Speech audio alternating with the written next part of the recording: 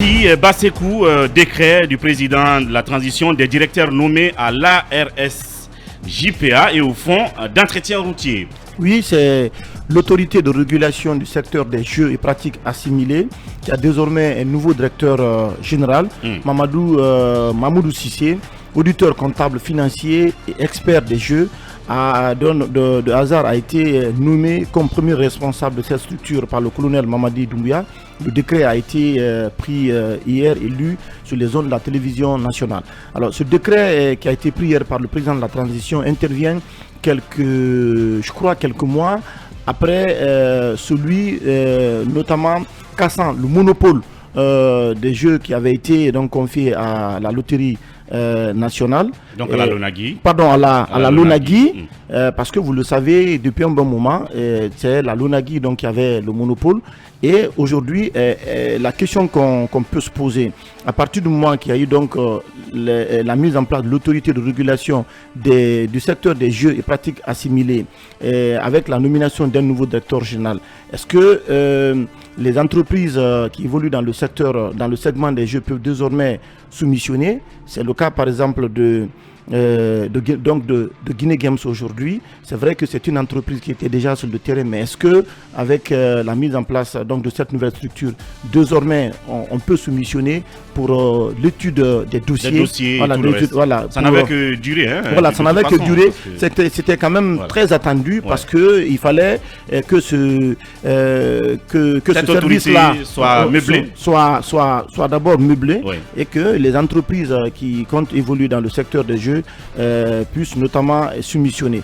Il y a eu aussi d'autres décrets. C'est aussi la nomination du directeur général du fonds d'entretien routier en la personne de Hamidou Silla, précédemment directeur financier au fonds d'entretien routier. Il y a eu également son adjoint aussi qui a été nommé, M. Boubacar Bari, qui était précédemment chargé de communication d'une société de transport. Donc c'est le contrôleur financier du fonds d'entretien routier qui en devient le directeur général désormais. Absolument. Oui, parce qu'à un moment donné, on se disait que l'adjoint était prépositionné un peu pour occuper le poste. Oui, et le chargé de communication donc d'une société de transport de la place qui est nommé directeur général adjoint, en la personne de M. Boubacar Bari. Comme vous l'avez su, depuis l'avènement du CNRD, le président de la transition continue notamment les nominations. On est à plusieurs centaines de nominations depuis son arrivée. Oui. Il continue ses réformes comme il a promis. On attend de voir qu'est-ce que tout cela va donner au niveau du fonds d'entretien routier, mais aussi au niveau de cette structure aussi de régulation des jeux de hasard en République de Guinée. Oui, Talibé Bari, on peut dire que c'est un ouf de soulagement. D'abord en parlant de l'autorité de régulation du secteur des jeux pour ces entreprises qui attendaient de pouvoir déposer leur dossier et commencer à travailler. Oui, comme Bassekou le rappelait, il y a eu un décret qui a cassé le monopole détenu par... anciennement par la Lonagui anciennement, je vais dire jusque maintenant. Ah bon Oui, parce que en attendant, aucune autre société n'exerce dans le domaine des jeux, si ce n'est la Lonagui. C'est-à-dire qu'il y a eu un décret, mais jusqu'à date, la Lonagui étant la seule société, elle détient de fait ce monopole, puisque les sociétés qui étaient là anciennement, donc Guinée Games et d'autres sociétés, et d'autres, voilà, n'exercent pas. Donc, vous le savez, la Lonagui avait pris, en tout cas, le président avait pris un décret transférant donc en tout cas tous les jeux et paris à la Lonagui, donc en lui accordant l'exclusivité, donc le monopole de ce secteur. Ce décret mettant en place une autorité de régulation désormais ouvre le secteur à des acteurs privés, parce que parallèlement la Lonagui a été érigée elle aussi en société, en tout cas au même titre que Guinée Games et les autres. Mais dans la réalité des faits, depuis ce décret mettant fin à ce monopole, la Lonagui est la seule société fonctionnelle sur le terrain dans le domaine des jeux physiques. Donc ce décret laisse penser qu'on s'achemine vers parce que ce n'est pas parce qu'il y a un DG que tout de suite, l'autorité de régulation commence des à jeux fonctionner. va commencer. Il faut du personnel, il faut la nomination d'autres cadres et ensuite il faut que cette autorité se dote d'instruments juridiques, de régulation, d'instruments de travail, des outils lui permettant d'être fonctionnaire. Donc, mais elle peut déjà aller sur la base de ce que la LONAGUI utilisait comme instrument. Je me dis. Mais il faut des actes justement instituant tout cela pour que cette autorité soit fonctionnelle. Donc, depuis pratiquement 2 mois, il y a eu ces 2 premiers décrets cassant le monopole et érisant la LONAGUI en société comme toutes les autres sociétés. 2 mois après, il y a un DG qui est nommé. Quand est-ce qu'on nommera les autres membres du personnel et quand est-ce effectivement l'autorité de régulation va être opérationnelle? D'ici là, la LONAGUI aura fait la pluie et le beau temps et continuer donc à être la seule société en fonction. Par rapport au fonds d'entretien routier, on peut dire que c'est la fin de la campagne de succession de ce côté parce que on a vu ça aussi. Oui, après l'audiogate, voilà, au ministère des Travaux publics qui a emporté le directeur général et son adjoint. Il y a eu un directeur général par intérim qui a été nommé, qui avait été autorisé à expédier les affaires courantes, permettant ainsi de faire face justement au rôle du fonds d'entretien routier. Parce qu'il faut rappeler qu'avant, il y avait une direction nationale de l'entretien routier et le fonds d'entretien routier. Le fonds d'entretien routier percevait notamment les prélèvements sur le carburant. Donc il lui permettait de financer les travaux d'entretien routier. Désormais, la direction nationale d'entretien routier n'existe pas.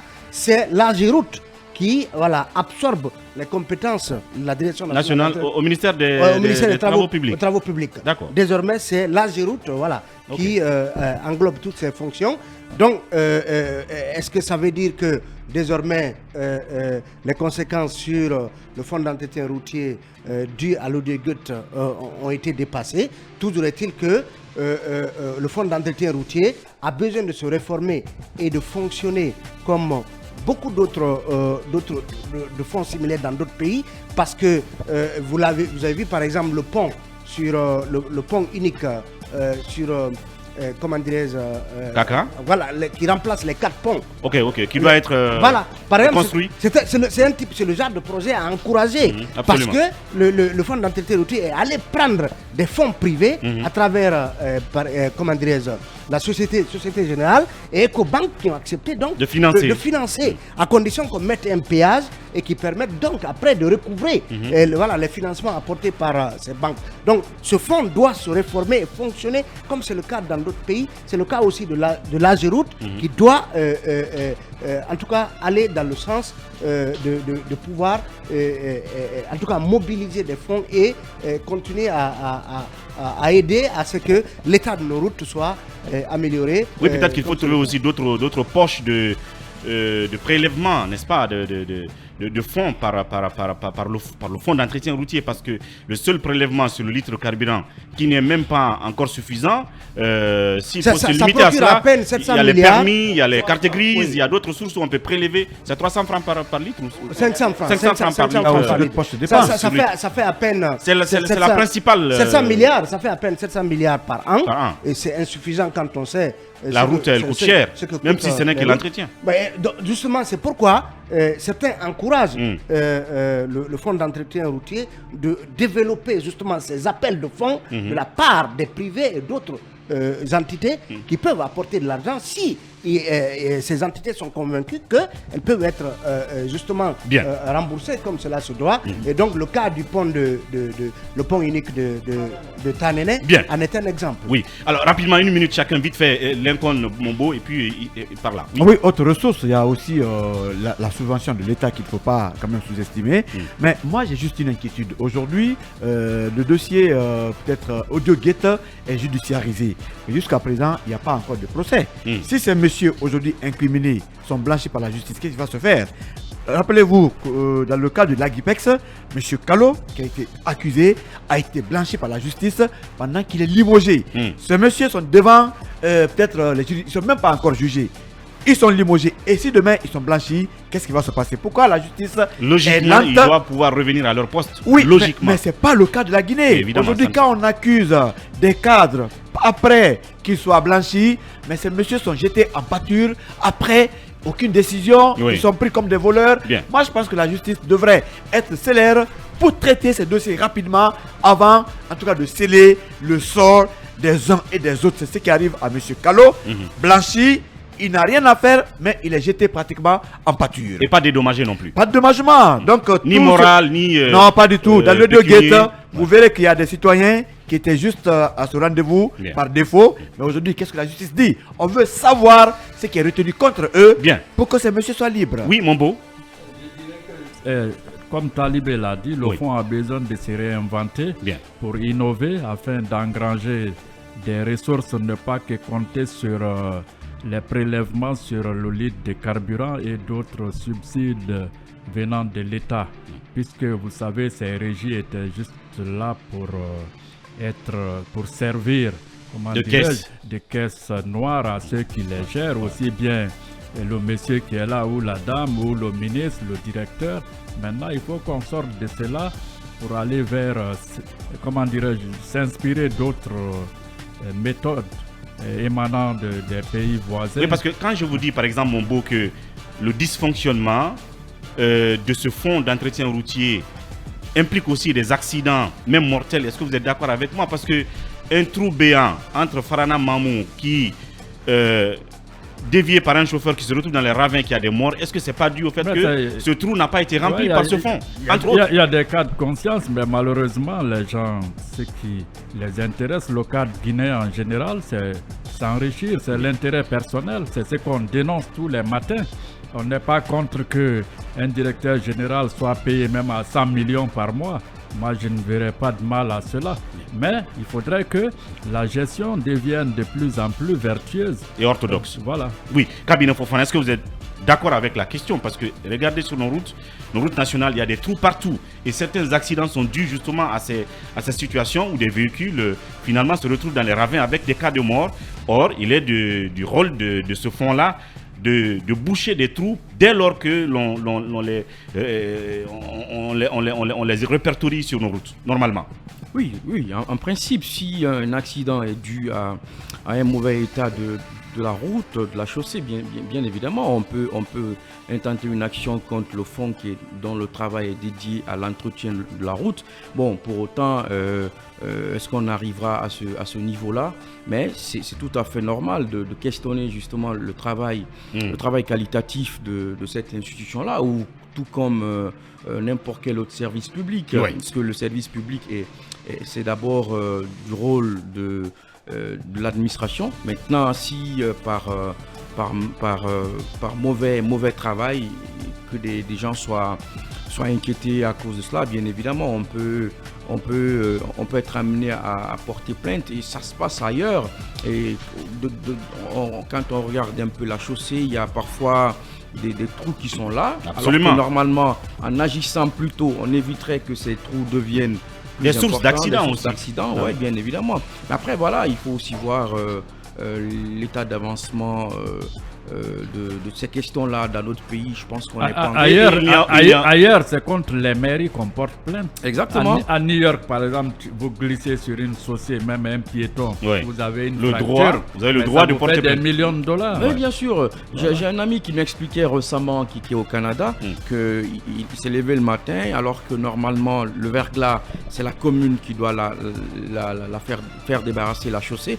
Il a fait une fracture et il a été dédommagé. Ça fait maintenant 2 ans qu'il ne travaille pas, parce que tout simplement, il dit qu'il a il perçoit des dédommagements sont aussi importants que ça. Bon, ça peut être c'est pas assez peut-être intéressant de penser qu'on arriverait à ça dans notre pays, mais il faut voir comment on éviterait de laisser... Malheureusement, ce fonds n'a même pas un dispositif, si vous voulez, de mobilité à l'intérieur, en rase campagne, pour dénicher ces trous, ces points noirs-là, au fin d'être réparés, très malheureusement.